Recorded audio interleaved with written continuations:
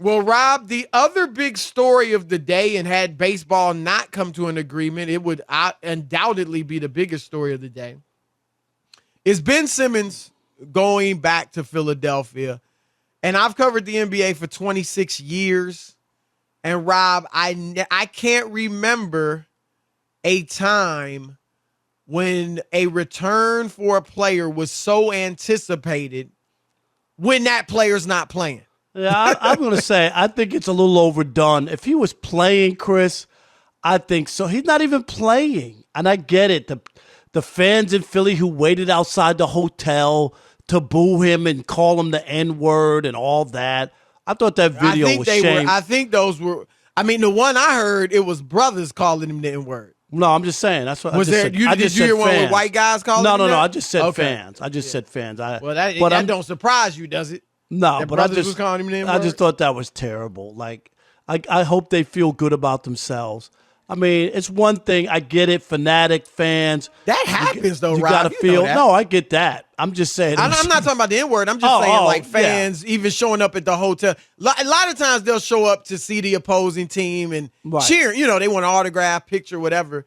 But I'm not that surprised by that. I mean, that happens, you know, for guys a rival, if that's what you want to call him at this point. Yeah, I think obviously people in Philly aren't happy. They got James Harden, and they're going to give him a hard time, which they should, right? Which they should. Be happy. Right. But you know how it is. Philly's been trying to get a championship for a long time, since the 80s, Chris. So, 83. Yeah, I mean, 1983 has been a long time in coming, and some great players have played in Philadelphia, Charles Barkley and AI. So, you know, I get it. I do get it. Well, I agree. Obviously, it would be bigger if he were playing, but it's still big, I think, just because of the circumstances, because, you know, he wouldn't even like a big question is, how's he going to act? And I don't know what in the world he could do other than just, you know, be there, and hopefully his body language. I'm going to be watching his body language. Does he engage at all with the fans? I doubt he'll make light of it. I would think you might go in there and make light of it. Come, you know, bring it on or something. But he's got this grievance he's going to file with the team, against the team. And some people feel like he might take tonight as part of that. Like, they mistreated me so badly. So maybe he won't play along because that might not go with the narrative. You know what I would have on? I would have those things, to block the noise when you bring in the air. No, when you bring in the planes, you know, when they bring in the people who, like who guide the planes into the terminal, and they have those things to block out the noise from the plane. You? Yeah, I would wear those. I would just wear those out just to get a rise out of the crowd. I think that would be funny. Right. You know, sometimes you see them on babies, Chris, when they take babies to their first game. Right. And the noise level is too much for them, so they put the headsets on them, and you see the baby. I think Drew Brees' tick them off. It would definitely tick. But it would be funny. Would you laugh? Yeah. I would laugh if he had and then you take them off. But I would walk out with them. Yeah, you know what I mean? I don't see him making light of it.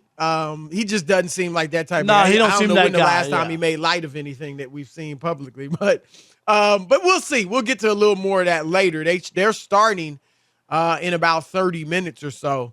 But let's get to this. Obviously, Rob, these are two top teams in the East, even though the Nets are the 8th seed. I mean, we all know that that's just because of lack of health and Kyrie not being vaccinated and playing at home games and all that stuff. But they're two top teams.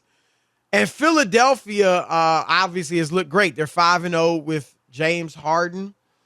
And you got a great guard, one of the top guards in the league in Harden. And either the number one or number two big in the league, depending on your preference, really. Is it Embiid or Jokic? I like Embiid more, but, you know, some may like Jokic more.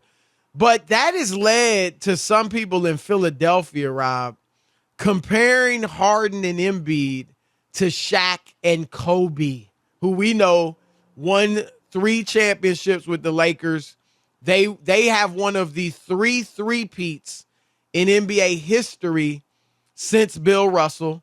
The other 2 belong to Michael Jordan.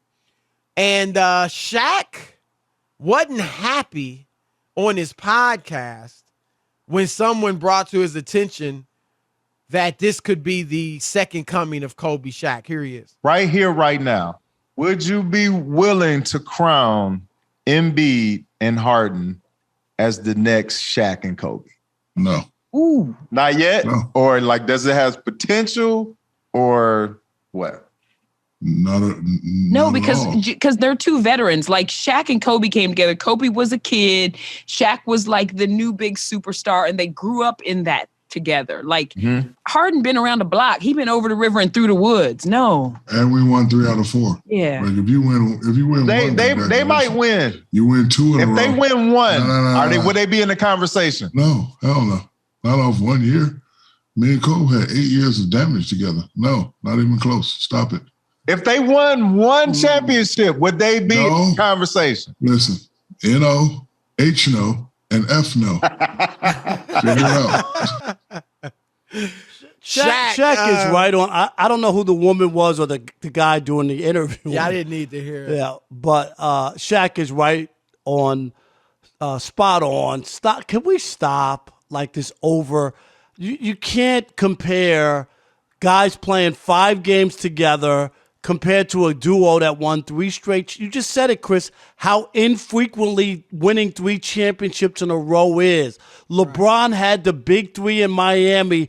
They couldn't even win 3 in a row together. It is extremely hard to win and to win like that. So I just think to even start that conversation is way premature. I know people want to have stuff to talk about, and I can understand Philly fans, Chris, being excited and hopeful, but James Harden's history doesn't automatically mean you're winning anything. That's the other part that I think people have ignored is that he's played with a ton of great players. Right. And they haven't won anything. Yeah, I hear obviously it's premature. I mean, 5 games together, who knows what these guys are going to do. Maybe a more appropriate comparison for Philly fans would be Dr. J and Moses Malone. Because in fact, those are the two that delivered Philadelphia's last NBA championship, 1983. And Moses was the reigning MVP, hadn't been able to get over the hump and win a championship. Dr. J had led the Sixers to 3 finals, Rob. 3 trips to the NBA finals and another 2 to the Eastern Conference finals. He couldn't get over the hump. Now, he had won 2 rings already in the ABA. But they came together and ran through the league. They swept Showtime in the finals.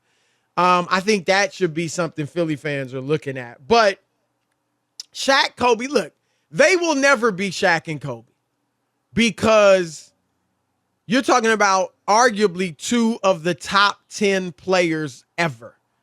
And if one of them is out of the top 10, I mean, you're definitely talking about 2 of the top 12 players ever. Shaq and Kobe are both in the top 12, if not the top 10, depending on, people's rankings, but they're both in the top 12. Embiid and Harden won't get there for sure. He's not going to be a top 10 player. And I doubt Embiid will. I like Embiid a lot. I do think he can be, an all-time great center. He's obviously not facing the competition that Shaq and Ewing and Olajuwon and Kareem and Wilt and all these guys faced, because there were a bunch of legitimate bigs back then who were great. But that dude is bad. Like, I would have loved to see him and Shaq go out. The game's different. His game is very perimeter-oriented. Right. Shaq, if he came up today as big and powerful and strong as Shaq was, if he were coming up in today's game, I know he'd still be dominant down low, but he'd have some perimeter skills too, because he has that. I mean, you remember, Rob, how athletic Shaq was when he came into the league, leading the fast break at times, can dribble. He can do things people don't know because he was smart. He said, look, this is what's going to pay the bills and win the rings, me dunking on folks. So he didn't worry about doing all that perimeter stuff for the most part. But I'm not So they won't be Shaq and Kobe. But, Rob, I think they're the best duo in the NBA.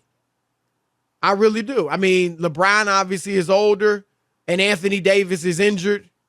Durant, Kyrie's out right now. And to me, of those four, Kyrie's the fourth best of Embiid, Harden, Durant, and Kyrie. Kyrie's fourth best. So I think Philly's got a better duo than Brooklyn. So we'll see. I mean, they got to win rings. Like I said, they'll never, I can't imagine they'll be recognized ever like Shaq and Kobe. I don't imagine them winning 3 straight. But I do think they can, have a nice run. And Rob, like I said before, it's going to come down to this. How James Harden, and to a lesser extent Embiid and the other Sixers, handle adversity. Harden, there's nothing he can do in these next 18 games or whatever it is remaining, Rob, to make us go, wow. We can be impressed. We can be like, We've that's seen James it. Harden is We've back. seen But it, right. what's he going to do in game 6? What's he going to do in game 7? That's what it comes down to. And if he balls out, then more power to him. And he'll get his love and his props. But that's what it's going to come down to for Philly before you can even think about putting them in the same conversation as Shaq and Kobe. All right.